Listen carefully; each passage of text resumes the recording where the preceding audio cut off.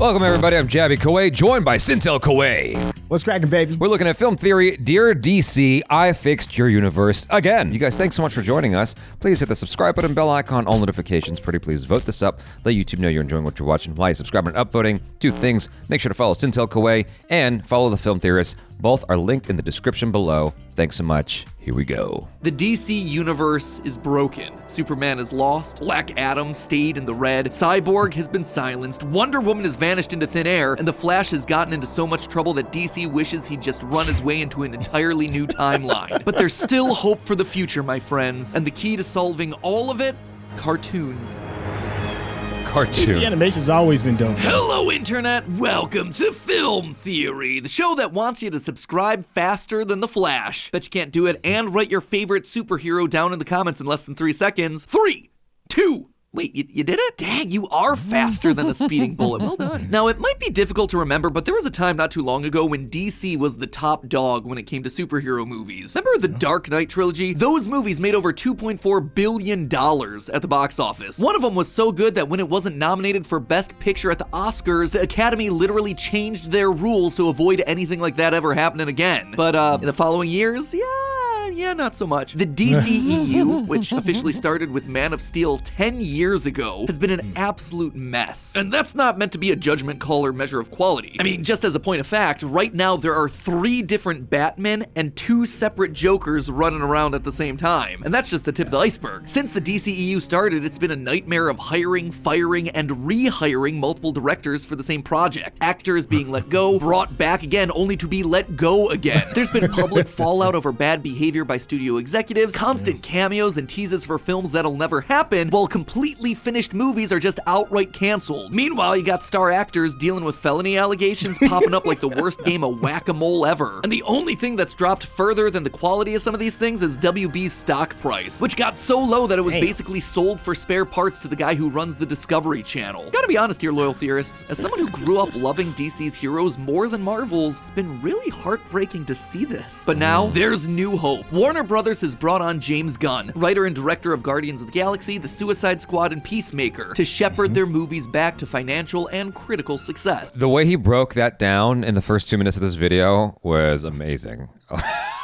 He ran you through the whole gamut of everything that happened in like 60 seconds, and it's like, yeah, all that. I've been feeling that. Well, not only was it quick, it was accurate. Yeah, but what's funny is like I looked up some of the revenue of DC films, and it's not like they've all been bombs. Like a few of them grossed $1 billion. At least Aquaman did. Yeah, Aquaman did. Yeah. I feel like other DC properties have grossed considerable money. Wonder Woman didn't break $1 billion, but it made a lot of money. While they've been like all over the place and kind of floundering, they still have been making money along the way, which is amazing. It's like you have been stumbling forward while making gobs of money. I just imagine forward. I just imagine someone tripping while money's just kind of falling on them.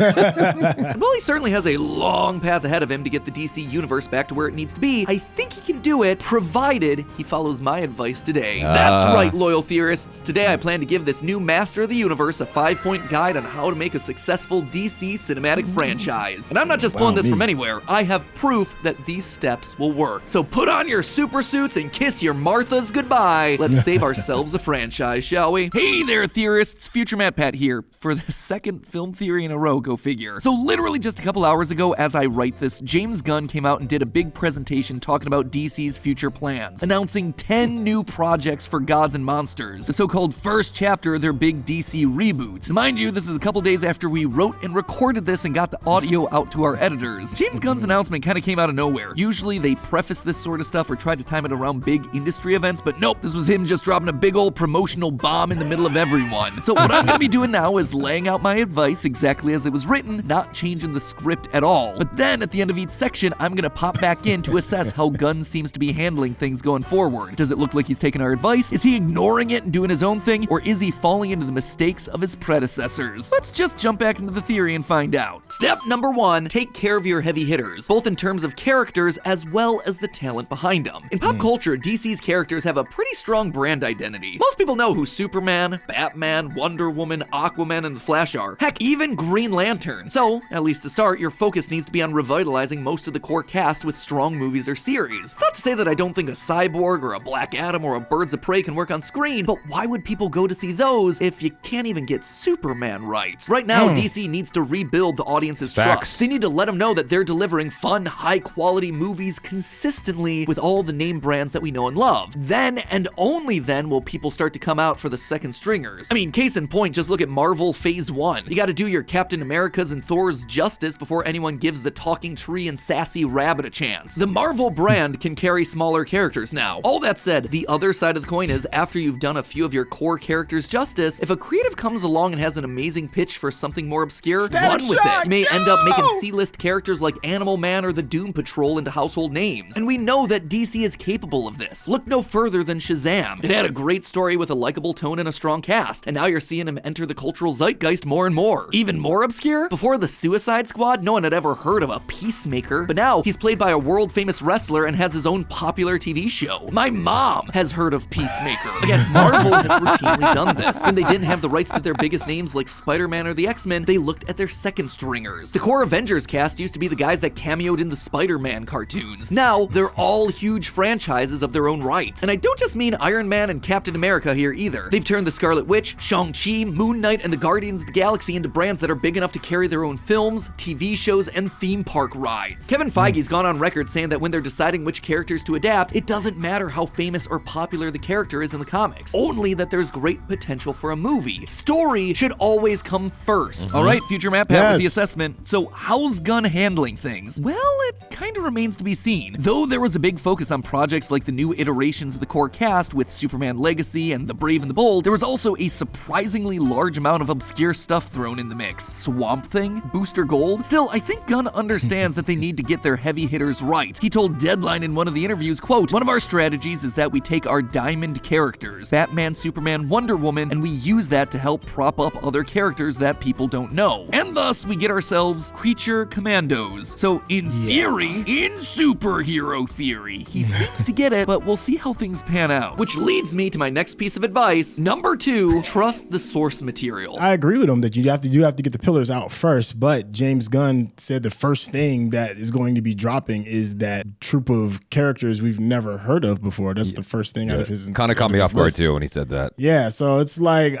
you should be worrying about like your heavy hitters first. But it's James Gunn, so there's a part of me that's kind of like, I trust you. That kind of threw me when he put a lot of emphasis on that. I'm like, shouldn't you be focusing on the diamond characters, as you said? Fans love these characters, and they have loved these characters for decades. There's a reason for that, and it's your job to understand why. What is the core value of that character to the audience? And then once you understand what that is, do not change it. There are so many recent examples of people using IP without any sort of respect for the source material. Isn't that right, Velma? For instance, Superman, the symbol of truth, justice, and the American way, should not be destroying whole city blocks or snapping necks in a gritty drama. Or, if he is, that needs to be the point. That is the dramatic struggle. That's the conflict that the movie has to explore throughout its runtime. The character who's determined to be purely good is suddenly forced into positions where he has to question his own ethical line. That is an interesting movie. It's the superhero version of the trolley problem. Dig into that because it plays into what people love about Superman, his unironic, unspoiled sense of pure goodness and hope. Don't just leave it as some sort of footnote to happen at the end of the film. If you want an example of what not to do, take a look at Netflix's The Witcher. It started out great, with Henry Cavill, a beloved actor and fan of the material, stepping in to play the title character. But things quickly devolved as the creatives started changing parts of the Witcher mythos, to the point that rumors started swirling that the writers hated their source material. That right there is what we call a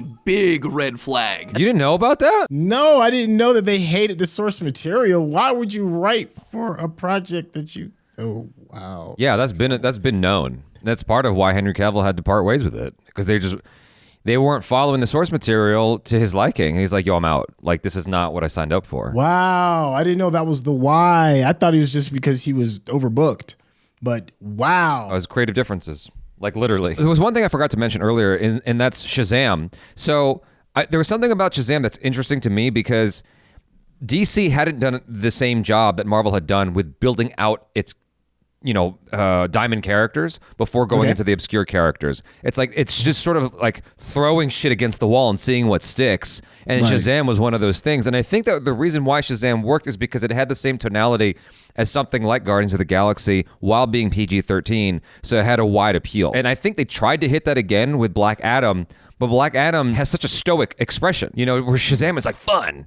And I think that people just wanted something fun, and that's why it worked, even though it's an obscure character. I think that's James Gunn's secret for the obscure characters. They're all fun, all of them. Peacemaker is a horrible individual and is a horrible character, but that show is tons of fun to watch. What you said is extremely true, because when you start thinking about Black Adam, there's nothing fun about that. It's just an angry superhero out for vengeance. And the fan reviews for both Season 2 and the spin-off Blood Origins reflect that. Is it any wonder that Henry Cavill bowed out of the franchise that he loved so he could go work on a Warhammer adaptation? He even released a public statement saying, quote, "I promise to respect this IP that we love. I promise to bring you something familiar." Not a good look for the creative team over at The Witcher, huh? You have to choose the lesser evil. In short, audiences aren't dumb. They can tell when something's made with a genuine love for the IP. So if you find out that your writer staff can't be bothered to pick up and read some comic books, then just stop what you're doing. Stop it right there and find a project that they are excited about. Or scrap the whole team and get someone who actually wants the project. You know a character that has some ridiculous lore? Sonic the Hedgehog. But both Sonic movies have embraced that video game weirdness to deliver movies that are in the top 10 highest grossing for the year. They respected the source material. Speaking of that Sonic lore, by the way, if you're interested in just how crazy Sonic lore gets and how the newest game's release breaks all of it, we just released a game theory about that very topic. Link is in the top right corner of the screen. Make sure you watch that one after we're done solving the DCEU's problems. Yeah, I never understood that with creators. Like, if you're going to break the lore, then just keep that idea that you have and rebrand it. Call it something else. Don't call it The Witcher. Just call it, the Ditcher, and its own thing and its own universe, and then go have fun with it. But when you disrespect IP, and people have this weird thing where there's just like, well, it doesn't have to be exactly the same, but there's a reason why people like it. Yeah. That is the reason why you like it. Yeah. I'm gonna buy this Lamborghini because you want to hear the Lamborghini sound, the Lamborghini engine, and they put a Volkswagen engine in there. And then they wonder, like, well, why don't you like this new Lamborghini? Because it doesn't have the engine in it. It's just a shell. Yeah. Why would you do that to me? Yeah. Okay. I'm chilling. Again, happy to say that I think Gunn nails this point. The new Superman project seems to be borrowing from more hopeful stories. The Brave and the Bold is bringing more of Batman's very popular family of characters onto the screen and embracing stranger parts of the obscure IP they're adapting. Awesome. Even that Supergirl movie's adapting a really new, really weird story that fans and critics loved, borrowing more from stuff like John Carter than Smallville. On paper, everything here is looking great, which makes a lot of sense. I mean, we're talking about a guy who made a talking raccoon, alien tree, and polka dot man work on film. If there was any one of these 5 points that he was gonna knock out of the park, it was gonna be this one. Now back to the advice. Point number 3, and this is a bit of a corollary to what we just talked about. If a character doesn't fit a tone, don't force him into a movie with that tone. Basically, you don't want to try to ram a Superman-shaped block through a Batman-shaped hole. Despite both of them being superheroes, the types of stories they tell aren't anywhere close to the same. Something I don't think a lot of people understand about Marvel's output is that they aren't superhero movies. They're movies with superheroes in them, sure, and they do have consistent factors, but superhero isn't the genre. Instead, Marvel looks at their characters and then writes stories about them in genres that make sense. To really explain what I mean, let's just take a look at 3 of the franchises: Captain America, Ant-Man, and Spider-Man. All 3 of these series have Marvel's trademark quippy humor, costume design, art direction, all that jazz, but the types of stories they're telling are all very different. Winter Soldier and Civil War are political thrillers making commentary on serious social issues. This isn't freedom, this is fear. There's worse ways to protect people. Protection. Is that how you see this? She's not a U.S. citizen, and they don't grant visas to weapons of mass destruction. She's a kid. Give me a break! Both Ant-Man films are heist movies, featuring Scott Lang breaking into somewhere highly secure to either steal something or rescue someone. My days of breaking into places and stealing Groot. are done. I want you to break into a place and steal some Groot. And both of these franchises are way different from the Spider-Man movies, which are all Gen Z John Hughes coming-of-age films. Yes. Who's Liz? She's the best. She's awesome. She's just a girl who goes to my school. The stakes are different, the structures are different, the Yes. genres are different. So how does that apply to DC? Well, Batman's historically done this well. The Christopher Nolan Batman trilogy are crime thrillers. Matt Reeves' The Batman leaned into the noir elements of a detective story. Both of them were dark and gritty, and rightfully so. But the problem begins when you start to layer that tone across a whole franchise. Wonder Woman, Shazam, Superman, they're not gritty characters. So trying to layer them into gritty stories is going to create tonal conflict. This was arguably one of the biggest issues with the early phases of the DCEU. Zack Snyder's aesthetic was being applied like a filter over everything. The genre of those early movies was superhero comic book, and nothing really more. But if you look at the movies in the franchise that worked the best, Shazam, Wonder Woman, Aquaman, and The Suicide Squad, they weren't afraid to break from the mold and carve out their own tone. Wonder Woman, the good one, was part period war film, part mythological epic. Aquaman borrowed a lot from old school adventure movies like Indiana Jones and the Mummy, and audiences loved both of those. Ocean Man movie has drum playing octopus? Awesome. Kids superhero movie has YouTube humor? Perfect. Talking shark movie has giant alien starfish enemy? Cool. Just because everyone in the DCEU shares a collective world, it doesn't mean that everyone's part in that world needs to share the same tone. You need to look at the characters that you're working with and then make movies around them, not force them into the movies that you're trying to make. So make an upbeat Superman action film with a journalistic subplot. Make a space cop action drama with the Green Lantern. Just give them all room to breathe and do their own thing. Future Matt Pat review time. DC's approach to this one seems perfect. Not only are they letting stuff like the Batman and Joker sit in their own worlds with their own tone, they're also Smart. carrying over the only parts of the DCEU that people loved: Aquaman, Wonder Woman, Shazam, and the Suicide Squad. Plus, they are very clearly embracing different tones in the new adaptations that they're bringing to the table. They even had the same idea for that true detective in space version of Green Lantern that we just pitched right there. Great minds thinking alike, huh, James? Piece of advice number 4, and this is a big one: take your time. Tone is everything, and what he said about Marvel is absolutely spot on. That's why Marvel goes out of its way to find interesting directors. Like a perfect example is the Eternals. They found a director that's more towards expressing the positive and negative traits of the human psychosis. She had never done a superhero film before ever, but that's not what they were going for. They were going for a specific type of tone that happens to have superheroes in it. Now, it may not have been as wild as a success as some of the other projects, but you can understand why Marvel made that particular decision, so that when you do bring them into these hodgepodge mashups, you've already got a good idea of a foundation of who that character is to begin with, and you're more forgiving. I agree with you. I think a better example is probably Shang-Chi, though. Dustin Daniel Cretton was more, making films about the human condition as opposed to like superhero stuff. In fact, like he was really leaning on his team when he did Shang-Chi. As excited as he was about it, that's not a genre he's got a lot of experience in. Eternals. Yeesh. So, but I agree with you of why they tapped her for that particular project. Piece of advice number 4, this is a big one: take your time. Take your time making the movies good, duh, but also more importantly, take your time announcing what you're working on. That way you can see what works, what audiences react positively to, and what you need to work on behind the scenes if something doesn't pan out, all without publicly embarrassing everyone involved. Seems obvious, right? You would think, but a lot of studios make this mistake. See, the MCU had this weird marketing strategy for a film franchise when it was still young. They'd have Kevin Feige come out at Comic-Con and announce the entire next 3 to 5 years of movies all at once. At the time, when they were still growing their brand, it worked really well for them. It got fans excited, which built up hype. But this taught the other studios the wrong lessons. Everyone wanted a piece of the pie, and so they tried their best to start the next MCU ASAP. Universal might just be the worst example of this that I can think of, with their attempted reboot of their classic monster movies under the Dark Universe banner back in the mid-2010s. They announced half a dozen movies mapped out with a deep mythology's worth of lore. They cast Hollywood superstars like Tom Cruise, Johnny Depp, Angelina Jolie. They even released a star-studded cast photo of the major players all in one place, so you knew that they were serious about it. Fun fact, by the way, none of those actors were actually in the same room for this photo shoot. They were just photoshopped together. Anyway, the one thing that Universal didn't do in all this, make sure the movies that launched the franchise were actually worth watching. Dracula Untold was a moderate financial success, but was eviscerated by critics and fans. And The Mummy, starring Tom Cruise, it did even worse. The most memorable thing about that movie was the trailer they mistakenly uploaded without any audio. What the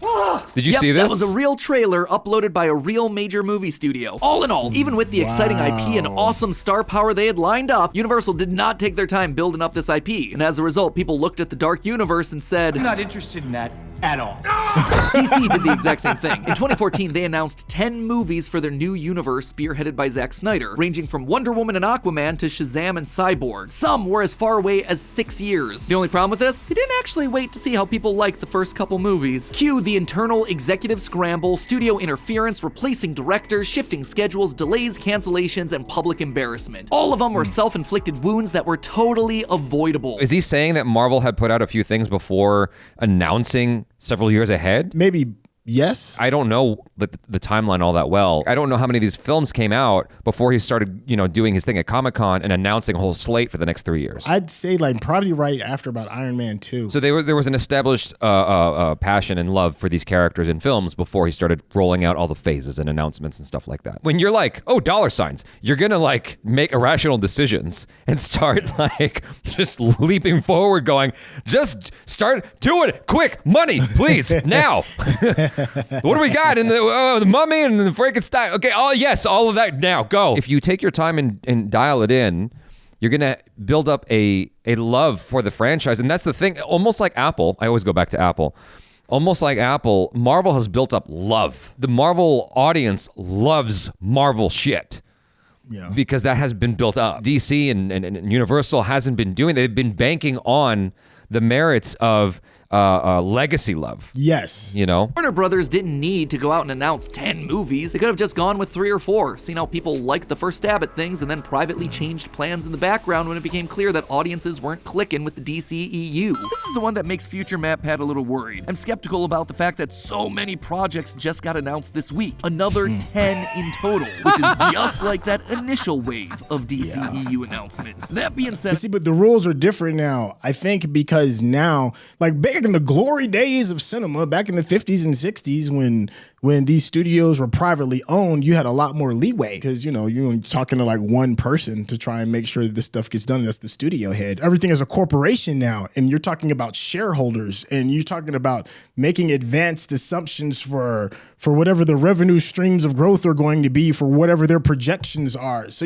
they're kind of like forced to have to do this. Yeah. But I suppose they're not completely starting from scratch here. They are bringing what worked from the DCEU over into this new universe, so at least they're starting on a positive note. Plus, I also found this quote where Gunn said that they're willing to delay movies if the scripts aren't 100% ready. Now, I would hope that this would normally be the default in Hollywood, but looking at blockbusters over the last decade, clearly not. But I wouldn't be getting too far ahead of myself because piece of advice number 5, don't have a long-term plan. Not kidding, don't meticulously plan out the new universe so you know exactly what's supposed to happen and when. I know it sounds counterproductive, but I promise that you'll regret doing this. By having so much of your franchise laid out, you don't give yourself room to maneuver if something changes. If a new character pops up that you want to insert into the franchise, or a writer comes along to offer you a great story that otherwise doesn't fit. Again, you can learn from Marvel here, and the big example I'm going to point to is Captain America Civil War. This was a huge movie for the franchise, basically Avengers 2.5, featuring the culmination of a ton of stories and setting up a ton of others for the future. From the outside looking in, it might have seemed like they planned the whole thing from the start, but they didn't. Civil War wasn't even the original pitch. The writers wanted to adapt a different Captain America story called Mad Bomb, but Feige didn't think that it went big enough, so things pivoted to Civil War. And even then, there were multiple versions of Civil War floating around with and without Spider-Man, since Marvel was busy negotiating over the character with Sony. And if they hadn't come to an agreement there, Ant-Man would have switched sides to become Team Iron Man, thereby changing his entire character arc in all the future movies. But Marvel just decided to go with the flow and did what worked in the moment. I didn't know that. Now, that's not to say that you shouldn't have a vague idea of what to do or where your story is going. You 100% should, so you can build to it. Marvel did exactly that in Hulk and Iron Man 1, teasing the Avengers initiative because they knew that eventually they were going to have a crossover. They just didn't have what was going to happen in the Avengers laid out. And then the Avengers movie itself teased Thanos because, again, Marvel knew that eventually they'd want him to be a big bad. But writing out how exactly they were going to get there beat for beat, that's no bueno. Seriously, did you know that for a while nobody at Marvel had decided where the Infinity Stones were, or even what was and wasn't an Infinity Stone? True story, according to tweets from James Gunn himself, when they first shot Guardians of the Galaxy, the Infinity Stone in the movie was red, the color of of the Reality Stone. But in post, it had to be changed to the purple Power Stone because Marvel had decided after the fact that the red one would be coming from Thor the Dark World's ether. Heck, they didn't even know why Thanos wanted the stones to kill half the universe until they sat down to write the script for Infinity War. I mean, if you need any more proof of their lack of a plan, they featured the Infinity Gauntlet in Odin's vault as early as Phase 1. But plans changed. And it was retcon, which when you think about it is kind of funny because this then is a fake of a gauntlet that hadn't even been built yet. I made what he wanted, a device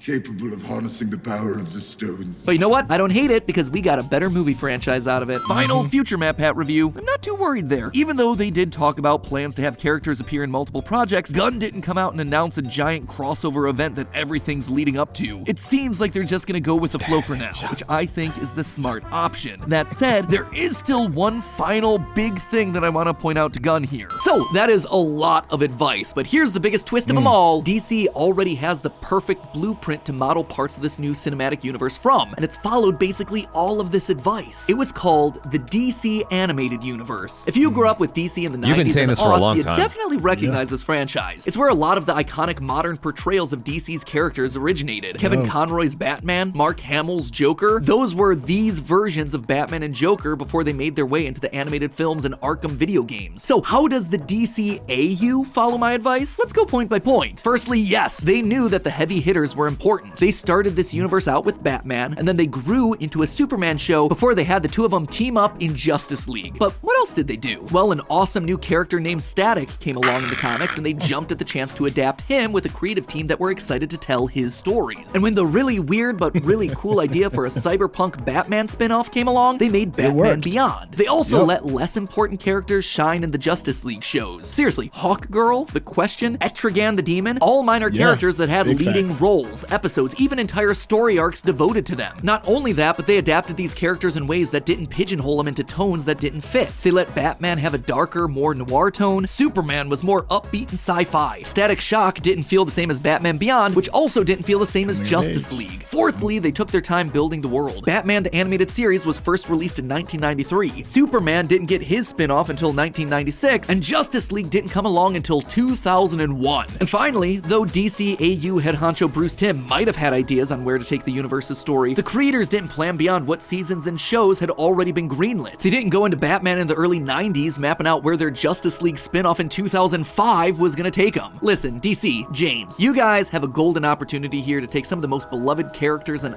IP in the world and make something really meaningful. It won't be easy, but exactly how to do it is right in front of you. All you need to do is follow my advice and just go watch some great old cartoons. That's a lot. That was good though. He Yeah, dropped some hits. that was thorough. For 20 minutes, he told very, very clear, concise information in an efficient manner while entertaining you. Yeah, my poor heart broke for him when he was saying like they did all of this work, send it over to Post, and then they made the announcement. I'm like, why? Yeah. way to retool it because it didn't look like there was any drop off. It was just well done. Yeah, I can only imagine how stressful that would be. Like you go through all of that. And then you almost, and you can just see when you make YouTube videos, ours are like obviously simple, right? Like in terms of the scope of it, it's simple. And so to have something that is this involved, or you have animation and like graphics and all this stuff flying around with keyframe here, keyframe that, I'm like, oh, I would have shit a brick. You're absolutely right. I would have just lost it just a little bit. And so for him to be able to pivot and make it work anyway, I think it just made the video better. That kind of goes into what he's saying. Like you got to have enough leeway so that when something unexpected happens, you can make the change. Was what he said regarding his real life thing with this video, and also with what the MCU did. After they did Civil War, they were like, well, we did this thing. Yeah. People like it. And we have a general idea of where we want to go based off of this purple-faced man. And then we'll just figure it out kind of like as we go. I think that you just got to follow the same kind of rules you'd apply to life. Ultimately, you want kind of a beat sheet as to what's ahead and be ready to pivot as things come along, because life never goes exactly how you expect it to go. Things always happen unexpectedly. You never know where you're going to end up, And so you just got to kind of treat, according to film theory, I think you just got to, or the film theorists, I should say, you just got to treat your roadmap with films the same way you treat life. A general idea of where you want to go, but be flexible. I think James Gunn is going to find some success. I hope so. I think that I just hope that, and what they haven't really talked about is how much leeway does he have as a final say. I'm hoping he has a lot of control. If it really is like one cook in the kitchen cooking, I think DC will be fine. But if it's like 8 cooks, I don't care how talented James Gunn is, it's not going to work. You guys, thanks so much for hanging. Hopefully you enjoyed this. Let us know your feelings in the comments below. I'm Jabby KOAY. This is... Hey, it's your boy SYNTELL. Peace out.